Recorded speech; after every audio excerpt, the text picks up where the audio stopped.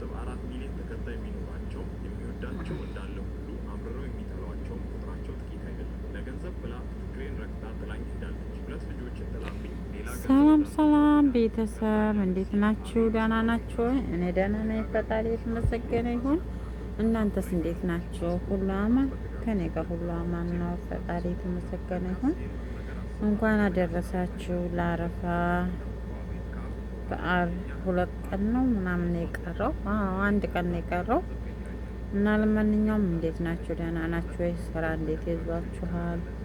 ሁሉ ሰላም ነው ወይ? ከኔ ጋር ፈጣሪ የተመሰገነ ይሁን፣ ሁሉ ነገር ሰላም ነው።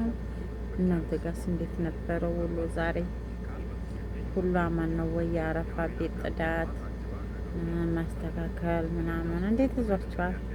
ሁሉ ሰላም? እኔ ጋር ፈጣሪ የተመሰገነ ይሁን፣ ሁሉ ሰላም ነው። እና ደግሞ የምጠይቃችሁ ነገር ማለት ነው፣ እንዴ ግን ሀገራችን ወዴት እየሄደች ነው? እውነት እኔ በጣም እየገረመኝ ነው። በጣም ታዋቂ የተባሉት ሁሉ በቃ የማትገምቷቸው ሰዎች አልሆነ ቦታ ላይ ተገኙ እና እኔ ውብዬና የናህይ በጣም እንጃ በጣም ነው የገረመኝ። እውነት እመቤቴን በጣም ከመጀመሪያው በጣም ነው የምከታተለው ነበረ፣ ገና ሚስቱን ሳያገባ ማለት ነው። እና ሚስቱም ታረባ ሀገር ገብታ ሲጋቡ ምን ሲሉ በጣም ይቆይቷል። እና በቃ የነሱ ፍቅር በጣም ነበር የሚያስቀናው ማለት ነው። እና አሁን በአሁን ሰዓት ያሉበትን ነገር ሳየው በቃ አስጠላ። እውነት እኔ ወንድ የተባለ በቃ ሁሉም ሰው አስጠላኝ ማለት ነው።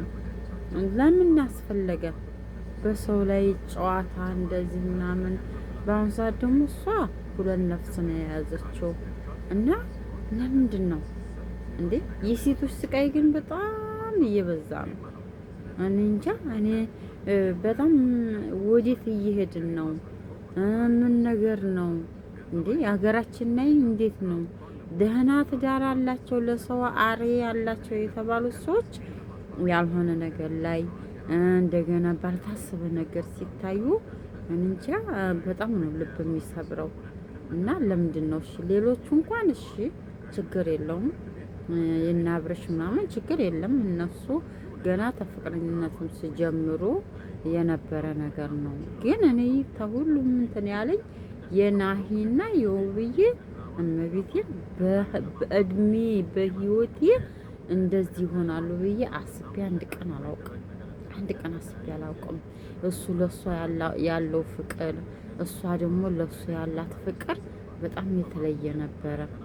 እና እኔ አንዳንድም ሳስበው ማለት ነው አንዳንድ ሴቶች አሉ በሰው ትዳር ላይ ገብተው የሰው ትዳርን የሚያበጣብጡ ማለት ነው። ሁለተኛም ነገር ያቺ ልጅ ታናዳኛለች። ለምን በሰው ትዳር ላይ ገብቶ ልጅ እያላት እንደገና ደግሞ እንደዛ ሆና ነገ መግበኔን የሚባለውን ነገር ለምን ረሳን እንዴ? እሷም ሴት እኮ ናት። ነገ እሷን እንደዚህ ያደርጋት እኔንስ ነገ በምን እንደዚህ ያደርገኝም ብላ እንዴት መገመት አቃታት? እንዴት ማሰብ አቃታት እንዴ? ለምንድን ነው እንደዚህ የሚሰራው? በሶስተኛ ደረጃ ደግሞ ሄሉ፣ እውነት በጣም ሄሉ ሴት ነሽ። ምንም ቢሆን ወንድምሽ ቢሆን ለሀቅ ነው መቆም ያለብሽ። ሀቅ እውነት ትክክል ናሂ አድርጎት ከሆነ ናሂን መቃየም አለብሽ። ምንም ወንድምሽ ቢሆን ሀቅ መቼም ቢሆን የማትቀር ነገር ናት። እኔ ወንድሜ ነው ብዬ እንትን ማለት የለብኝም። ሁለቱንም አልደግፍም። እሷንም እቆጣለሁ፣ እሱንም እቆጣለሁ። እሱም እንደ ወንድምነቴ እሷም ደግሞ ፍቅር ሆኖ በኖሩበት ጊዜ እህትሽ ማለት ነው እንዴ። አንቺ እኮ ተወልደሻል እኮ፣ የተወለደ ልጅ አለ እኮ። ነገ ልጁ ምን ይለኛል ማለት አለብሽ ሄሉ። ነገ ዳር ትቀሪያለሽ። እነሱ የተዋለዱ ሰዎች ስለሆኑ ነገ መልሰው ሊገናኙ ይችላሉ። ግን ሄሉ አንቺ ዳር ትቀሪያለሽ። ማርያምን በጣም የማይደረግ ነገር ነው እያደረግሽ ያለሽው ማለት ነው። ምንም ወንድም ቢሆን እኛም ወንድሞች አሉን እናውቃለን። ግን ለሐቅ ነው መቆም ያለብሽ። ሐቅን የሚያውቅ ሰው ለሐቅ ነው መቆም ያለብሽ። ለሷማ እንትን ሐቁን እውነቱን መናገር አለብሽ። ለወንድምሽም አው ወንድምሽንም ተይው ሳይሆን ግን ጥፋት እውነት ትክክለኛ እሱ እንደዛ ካደረገ አበደን ለሷ ጎን ነው መቆም ያለብሽ እንጂ እሱ ጎን አይደለም መቆም ያለብሽ። ነገ እነሱን ሳይሆን ማየት ያለብሽ ነገ እሱ ወንድ ልጅ ነው፣ ምንም ቢሆን ልጅ አለው። ባይዋለዱ እንኳን እሺ ችግር የለውም። ግን ወንድ ልጅ ወንድ ስለሆነ ወንድምሽ ስለሆነ ጠፋብኝ ራሱ የምናገረው እውነት ወንድምሽ ስለሆነ ለወንድምሽ ማገዝ አለብሽ። አንቺም ሴት ነሽ፣ ነገ ታገቢያለሽ። ነገ የሚደርስብሽን ነገር ነው ማየት ያለብሽ። ይሄ ነው እውነት። እኔ ካንቺ እንደዛ አልጠብቅም አበደን ማለት ነው። እኔ በጣም አንቺ ለሴቶች እንትን የምትይ ይመስለኝ ነበረ። ግን ወንድምሽ ስለሆነ እሷ ሁለት ነፍስ ሆና እንደዛ እየሆነች እንደዛ እየተሰቃየች ማረጋጋት እንኳን አልቻልሽም። ሲሆን ማረጋጋት ትቼ ነበር፣ ማብረት ትቼ ነበር።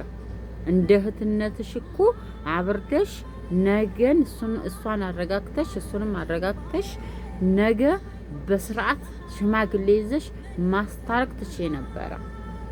ግን እንደዛ አላደረግሽም። አንቺ ያደረግሽው ምንድነው? ወንድምሽ በለጠብሽ፣ ወንድምሽ ይነሻል። እኔ ነገ ምንድነው የሚደርስብኝ? እኔ ሴት ነኝ ወለ ወንድ ምንድነኝ ብለሽ አላሰብሽም። እውነት ነገ እኛ በሰው ላይ የምንፈርደው ነገሮች እኛ ራሳችን ላይ ይደርሳል። ገባሽ አይደለም? ስለዛ ሄሉ እውነት በጣም ስተት ሰርተሻል። ስተትሽን ደግሞ እንትን ብለሽ ማረም አለብሽ፣ ማስተካከል አለብሽ። መጀመሪያ ሲጀመር ወንድምሽን ጠርተሽ እቤት ሳይሆን እዘሽ አንቺ ወንድሜ ነው ብለሽ ለወንድምሽ ካሰብሽ ለወንድምሽ የምትቆረቆሪ ከሆነ ሲጀመር እቤት ይዘሽ መሄድ ያለብሽም ነበረ። እናንተ ሁለታችሁም ማነው ስማችሁ ምን ባላቅም ሁለታችሁም ወንዶች እናንተም ዘመዳችን ናት ብላችኋል አይደለ? ዘመዳችሁን እንደምንም እንትን ብላችሁ ውጭ ላይ ናሂንና ልጅቷን ውጭ ላይ ማገናኘት ትችሉ ነበረ። ባለ ትዳር ቤት ይዛችሁ መሄድ የለባችሁም ነበረ። እና ስተታችሁን ከምንም ሆነ ከምንም ስተታችሁን ማስተካከል አለባችሁ። እንዳያጠፋችሁ የሰው ትዳር እንደበጠበጣችሁ በስርዓት ማስተካከል አለባችሁ። በጣም ነው እውነት በጣም የሚያስጠላ በጣም የሚያስጠላ ተግባር ነው የተገበራችሁት። የማይደረግ ተግባር። ናሂም ምን ያርግ? አጋፈጣችሁት። ስታጋፍጡት ምን ማድረግ አይችልም። ስለዛ እናንተ ይህን ነገር እንዳጠፋችሁ ሶስታችሁም ሄሉም እናንተ ሁለቱም ወንድማማቾቹም ማስተካከል አለባችሁ። ይህን ነገር ልጅቷን ከሱ ህይወት ማስወጣት አለባችሁ። ስንት አመት የነበረ ትዳርን ማፍረስ የለባችሁ። እውነት የምለው እና በጣም ተሳዝናላችሁ እና ነው። ለማንኛውም ላይክ ሼር እያደረጋችሁ ለሄሉ እንዲደስ አድርጉ። ለሄሉና ከሄሉ ጋራ ተባብረው እንደዚህ ላረጉት ሼር እያደረጋችሁ አድርሱልኝ እላችኋለሁ። መልካም ቀን እንመኝላችኋለሁ።